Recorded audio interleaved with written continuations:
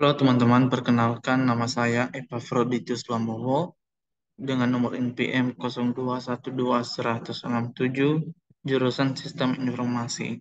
Saya adalah mahasiswa Institut Teknologi dan Bisnis Palkomtek. Nah, kali ini saya akan membahas materi tentang materi dengan mata kuliah antarmuka pengguna dan desain pengalaman pengguna dengan dosen pengampu Bapak Fahmi Ajismanto Eskom Mkom. Nah, pembahasan saya kali ini adalah membahas materi tentang mulai dari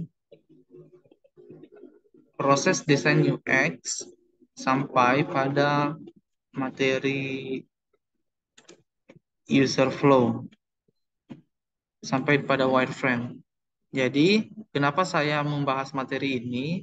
Karena saya akan menerapkannya nanti pada proyek yang telah diberikan Bapak Fahmi kepada kami. Jadi, saya akan menyesuaikan isi dari materi yang akan saya jelaskan dengan proyek yang telah kami kerjakan selama 1 semester ini, di semester 3.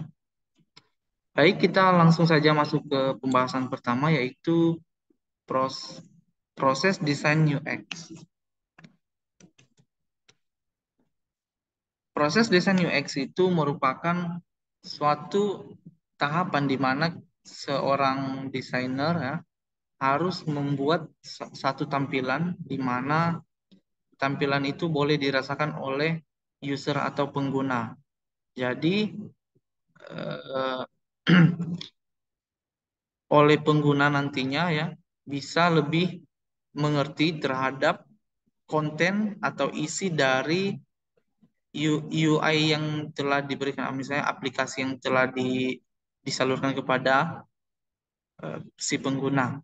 Nah, hal yang dilakukan dalam proses desain UX ini, yang pertama mencari permasalahan dari aspek pengguna atau bisnis. Jadi, ya benar sekali eh,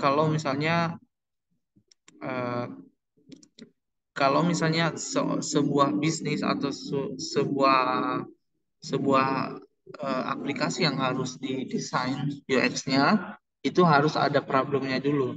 Kenapa harus diginiin, kenapa harus digituin. Kemudian mengumpulkan dan menyusun data dari pengguna atau bisnis, kemudian melakukan brainstorming ide dari permasalahan data yang ada, kemudian membuat solusi desain, melakukan pengujian dari solusi desain. Nah, jadi intinya untuk desain UX ini ya itu lebih menonjolnya pada alasan si user gitu. Jadi ketika user merasa tidak nyaman dengan desain yang sebelumnya, maka harus ada pembaharuan atau update dari seorang desainer UX. Nah, itu tadi dia harus mengumpulkan data, kemudian melakukan brainstorming ide lagi dari permasalahannya, kemudian membuat solusi desain terhadap berdasarkan alasan dari si pengguna tadi, kemudian melakukan pengujian dan solusi desain. Stakeholder atau pemangku kepentingan yang terlibat yaitu tim desain, tim produk, software engineer, dan sponsor. Jadi ini adalah para stakeholder yang akan terkait di dalam pendesainan UX akan terlibat semuanya. Mulai dari desainnya siapa, kemudian yang menyediakan produknya siapa, kemudian yang membuat codingan atau software engineer-nya siapa, dan kemudian sponsornya siapa gitu.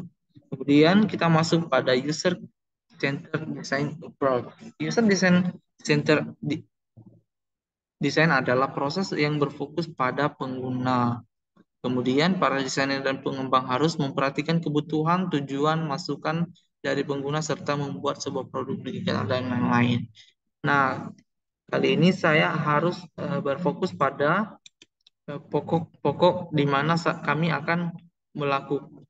kami akan menerapkannya pada proyek kami ya. Yang pertama itu ada metode design thinking. Ada empathize, ada define, ada ideate, ada prototype, ada test. Jadi eh, kita langsung masuk ke sini.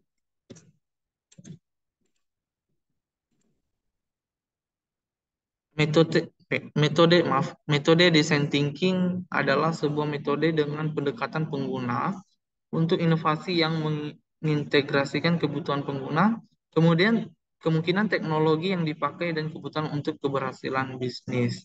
Metode design thinking adalah evolusi dari proses human centered design yang digunakan untuk menciptakan informasi dalam desain produk.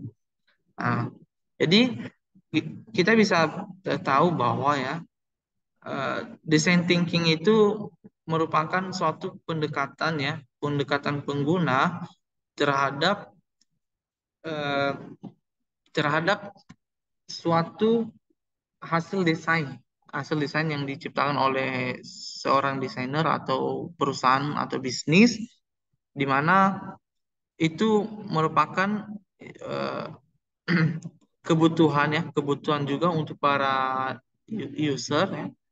Kemudian kemungkinan teknologi yang dipakai dan kebutuhan untuk keberhasilan bisnisnya. Jadi bisa juga merupakan penunjang untuk keberhasilan eh, bisnis ya, bisnis para suatu perusahaan gitu. Kemudian design thinking ini boleh mencangkup empathize, define, ideate, prototype, dan test. Nah, kalau untuk empathize itu tahapannya itu yaitu satu, membantu desainer dalam mencari tahu pandangan dan kebutuhan dari target pengguna dengan melakukan penelitian sebelum mendefinisikan permasalahan dan melakukan pencarian ide. Nah, pada tahap ini merupakan tahap paling awal ya, yaitu melakukan survei, menganalisis data atau masalah terhadap terhadap masalah desainnya gitu loh. Kemudian melakukan wawancara yang secara mendalam atau in-depth interview terhadap si penggunanya atau stakeholdernya, kemudian melakukan focus group discussion gitu. Kemudian ada tahap define yang dilakukannya yaitu mendefinisikan permasalahan pengguna dari hasil tahapan empathize, kemudian membuat opportunity atau peluang dengan menggunakan metode how might we. Nah, kemudian ada eh, ini ini kita lewatin saja ya guys, teman-temannya. Nah, kita masuk pada contoh pain points dari pengguna. Jadi contoh pain points dari pengguna ini ya, ini merupakan suatu note singkat yang dibuat oleh seorang desainer UX, di mana dia akan mencantumkan hal-hal penting yang akan dilanjutkan pada project UX-nya gitu. Misalnya di sini ya ada contoh tidak ada waktu belajar, mudah berdistract ketika belajar, itu pokok-pokok permasalahannya gitu. Nah, di sini ada HMW. Targetnya pekerja yang ingin mengupgrade kemampuan. Nah, ini lanjutannya ya, teman-teman, yang meningkatkan minat belajar. Dan kalau kita lihat dari uh, ininya tadi ya, pengertian HMW, ini ada gimana? Contoh HMW, bagaimana cara kita mendesain produk yang membuat pengguna merasa nyaman dan aman ketika mereka melakukan transaksi di luar negeri. Nah, itu kayak contohnya di sini merupakan suatu alasan gimana kita melanjutkan nanti proses desain kita gitu. Dari pokok permasalahan kita di pain points tadi. Nah, kemudian ada voting untuk how mean way. How mean way ya. Pekerja pekerja yang ingin mengupgrade kemampuan. Nah, kemudian ada tahapan ideate. Oh, ini kita masuk di sini tadi ya, teman-teman. Nah, untuk penerapannya pada proyek kami telah menyusunnya di sini. Ini pokok permasalahan tadi ya, teman-teman. Untuk proyek kami buat tentang perpustakaan pintar. Kemudian untuk eh, pokok permasalahannya ada 1, 2, 3, 4, ada 6 kalau nggak salah, banyak ya. Nah, salah satunya itu tidak punya buku bacaan yang menarik. Kemudian tidak terdapat fitur pengumpulan buku berdasarkan kategori dan favorit atau bookmark. Jadi itu salah satu pokok permasalahan kami, kenapa kami bisa membuat suatu ide untuk membuat desain UX tentang perpustakaan pintar gitu. Ini pokok permasalahannya. Kemudian untuk HMW-nya tadi, ini mempermudah akses pengguna dalam membaca, kemudian meningkatkan minat membaca, kemudian memudahkan para pelajar mahasiswa dan lain-lain. Nah, jadi kami memberikan alasan kenapa kami harus melanjutkan proyek ini gitu loh. Kemudian ada brainstorming ide solusinya. Yang pertama, masuk ke fitur login. Itu masuk di web dengan user ID dan password. Kemudian ada fitur tema, kemudian ada fitur history, kemudian ada fitur buku referensi, kemudian ada fitur gamification, fitur download, dan lain sebagainya, teman-teman ya. Nah, ini adalah sebuah pain points dari project yang akan dilanjutkan kemudian gitu. Next, kita masuk pada materi selanjutnya, yaitu brainstorming ide solusi. Brainstorming ide solusi mempermudah pengguna dalam belajar dan membantu bekerja lebih rajin ya. Jadi dia kemudian akan membuat ini lebih lebih padat lagi ya, teman-teman. Jadi supaya fokus kerjaan itu bisa lebih teratur. Nah, untuk pada proyek kami itu di sini ada brainstorming ide solusi kami di sini, kemudian ada prioritas ide seperti di sini tadi ya. Ada brainstorming ide, ide solusi, dan ini prioritas idenya. Eh, Ini prioritas ide ya. Nah, kami buatnya di sini.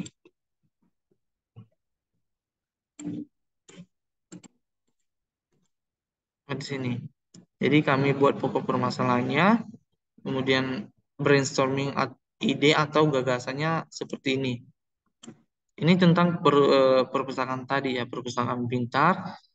Untuk pokok permasalahannya ada pada sistem layanan, di mana eh,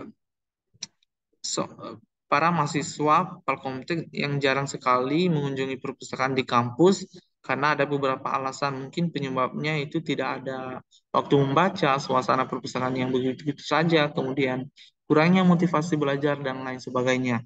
Nah, untuk ide atau brainstormingnya itu ada pertama yaitu layanan peminjaman gitu. Layanan peminjaman adanya sistem peminjaman via aplikasi web atau web perpustakaan, kemudian layanan kotak saran, kemudian layanan update buku, kemudian layanan pengumuman, dan layanan reward. Jadi itu adalah tahap pengembangan dari pokok permasalahan tadi. Itulah makanya disebut brainstorming ide atau gagasan gitu. Kemudian kita masuk pada materi selanjutnya ya. Di sini ini kita skip aja. Pada prioritas ide ini seperti ini yang kami telah susun ya, ini prioritas. Jadi yang harus diduluankan dari semua tahapan-tahapan desain itu apa? Jadi yang pertama ada mempermudah akses pengguna dalam membaca. Ya benar, itu prioritas ide, alasan kami membuat desain UX tersebut. Kemudian fitur buku referensi, ya kami membuat ini sebagai prioritas ide karena eh, lebih memudahkan para pengguna nanti ketika menggunakan desain atau menggunakan aplikasi desain tersebut, per- desain aplikasi perpustakaan tersebut ya. Kemudian meningkatkan minat membaca, ya menjadi salah satu prioritas ide kami sebagai alasan kami dalam membuat desain tersebut. Kemudian fitur temanya dan lain sebagainya. Di sini sudah ada audio learn, kemudian membuat platform perpustakaan berbasis aplikasi, kemudian fitur download, history, video pembelajaran, dan login. Itu adalah tahapan yang harus kami prioritaskan gitu, yang harus kami duluankan dari semua tahapan-tahapan. Oke, next kita masuk pada eh, teknik Crazy Eight. Teknik ini paling digunakan untuk tahapan ide di mana ide harus datang lebih cepat karena kita memiliki wawasan untuk dimanfaatkan. Jadi teknik Crazy Eight ini merupakan suatu teknik di mana kita seorang desainer UX yang memiliki ide atau gagasan yang harus diterapkan pada desain kita nantinya itu eh, kita bertindak seperti membuat satu gambaran di mana itu seperti gambaran abstrak ya teman-teman. Jadi gambaran abstrak yang belum diaplikasikan pada desainnya, namun kita sudah tahu bahwa gagasan pada Crazy X ini bakalan kita eh, lanjutkan lagi kembali di pada proses desain yang nyata nanti gitu loh. Jadi dia seperti gambaran kasar teman-teman ya. Nah, ini ada contoh Crazy Egg-nya ya di sini. Dan untuk contoh Crazy Egg project kami buatnya seperti ini teman-teman. Jadi untuk Crazy Egg perpustakaan ya seperti sini. Berarti kalau di sini ada tanggal ambil, kembali pinjam, kayak gini. Kemudian kami akan menerapkannya pada proses desain selanjutnya gitu. Nah, next kita ada mana ya? Tahapan prototype. Nah, ini tahapan yang merupakan tahapan paling penting juga ya teman-teman, karena di sini kita akan bisa lihat ya proses desain hasil desain nyata kita seperti apa sih gitu. Desain antarmuka dari hasil Crazy Egg, kemudian menyusun antarmuka, kemudian diskusi dengan tim untuk user flow-nya gitu loh. Nah, untuk pertama user flow-nya harus dibuat dulu ya. Eh, Sebelum kita menyusun tahapan prototipenya. Nah, oh, maaf, maaf ya. Pertama kita buat prototype-nya dulu, baru kita buat user flow-nya. Karena di sini pertemuan selanjutnya ada user flow. Nah, kira-kira seperti ini di contoh. Namun untuk proyek kami, untuk tahapan prototype-nya, kami buat seperti, mana ya? Seperti ini teman-teman. Jadi seperti gambaran kasar ya. Nah, ini munculnya dari gagasan atau pokok permasalahan tadi. Kemudian kami terapkan pada hmm, prototipe kami gitu. Nah, ini hasil prototipenya yang sudah kami buat di mata pelajaran ini. Nah, kemudian kita masuk ke user flow, teman-teman ya. Pada user flow ini kita eh, membuat diagram langkah-langkah yang harus dilakukan pengguna untuk menyelesaikan sebuah tugas. Misalnya ya, pada pada user flow kami ini tadi, maksudnya pada prototipe kami ini, kami harus bisa menyusun secara flowchart ya, tahapan dari awal sampai akhir, langkah-langkah prototipenya supaya bisa digunakan oleh pengguna dan mudah dimengerti teman-teman. Misalnya dari sini halaman login, kemudian masuk ke halaman daftar dan sampai selesai teman-teman. Jadi itu untuk tahapan user flow. Nah, untuk user flow-nya kami sudah buat ya, teman-teman. Sudah buat ini. Maaf, bukan sini. Ada di Figma.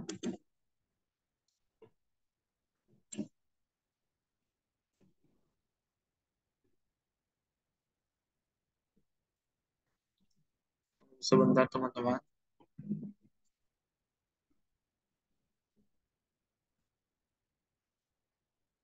Jadi ini seperti membuat alur kinerja dari eh, desain kita ya. Nah, ini ada ini nama aplikasinya perpustakaan pintar. Nah, untuk flow-nya ya dimulai dari ini. mulai, kemudian masuk atau daftar. Kemudian setelah kita masuk atau daftar, di sini sudah daftar. Kalau sudah, maka masuk ke username. Kalau belum, maka dia akan membuat akun gitu. Kemudian password, kemudian langsung masuk ke eh, harusnya halaman utama ya. Nah ini halaman utama, dan di halaman utama itu ada pengaturan, menu, kemudian ada misi harian, history, dan logout. Jadi tahapan atau langkah-langkah prototipenya harus dibuat seperti ini supaya pengguna bisa lebih mengerti tujuan dari desain kita tersebut apa gitu. Nah ini, oke, lanjut kita masuk ke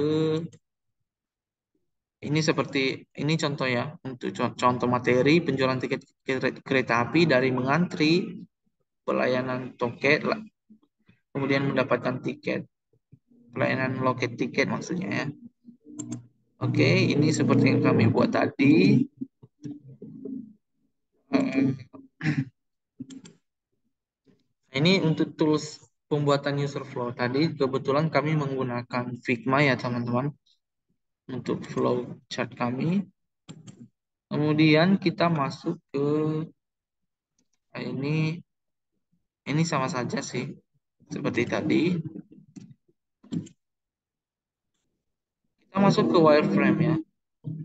Wireframe merupakan sebuah layout versi layout yang dapat membantu desain dalam mempresentasikan informasi dalam antarmuka, kemudian membuat outline seluruh struktur dan layout antarmuka, kemudian mempercepat proses pembuatan ide.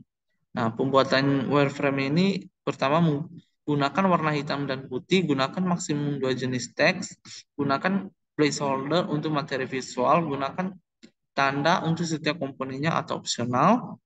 Kemudian wireframe tidak untuk dipresentasikan kepada para stakeholder.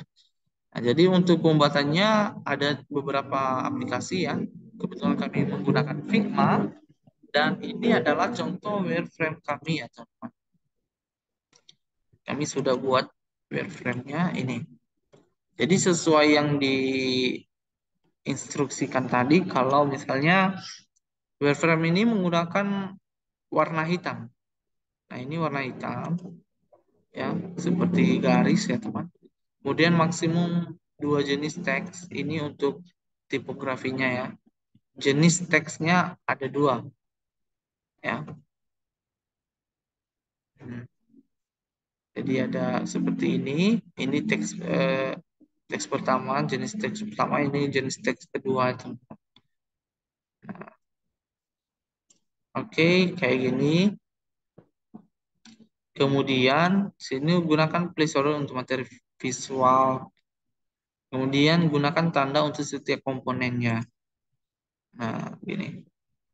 Ini tanda untuk setiap komponen ya. Misalnya ini komponen ini untuk icon lonceng. Komponen ini untuk logo atau icon dan nama halaman. Nah, untuk icon ini bagian untuk topik terkini. Nah, jadi harus ada kayak untuk apa ya namanya? Tanda ya supaya seorang desainer itu bisa bisa melanjutkan kembali, bisa melanjutkan lagi sesuai dengan wireframe-nya. Ya, bisa melanjutkan proyeknya sesuai dengan wireframe-nya. Jadi dia bisa lebih mengerti tujuan dari wireframe ini apa gitu. Misalnya ada garis seperti ini yang mau dimasukin ini apa gitu. Ya, ternyata video ini yang akan dimasukkan adalah video pembelajaran. Oke, kemudian ini seperti yang tadi ya, komponen wireframe-nya ada header, primary button, button maksudnya, kemudian button link text, kemudian info field, nah, gini. Ini contoh kasarnya ya, contoh wireframe-nya. Sama seperti yang ini tadi. Nah, jadi ini contoh wireframe kami dan selesai. Yang untuk prinsip desain user interface akan dilanjutkan oleh teman saya MAG Ramatullah. Demikian saja teman-temannya. Terima kasih untuk kesempatan yang diberikan kepada saya bisa menjelaskan materi ini, materi antarmuka pengguna dan desain pengalaman pengguna di mata pelajaran Pak Fahmi Ajismanto, SKM. Semoga teman-teman bisa mengerti, memahami materi yang telah disampaikan, dan demikian juga hasil dari proyek kami selama 1 semester ini. Kemudian akan dilanjutkan oleh MAG ya, di mana nanti ada tahapan untuk prototipe lebih lanjutnya lagi, kemudian ada uh, untuk hasil akhir dari desain UX tadi. Nah, gitu. Baik, mohon maaf apabila ada kata-kata yang belum bisa dimengerti. Selebihnya saya ucapkan wassalamualaikum warahmatullahi wabarakatuh.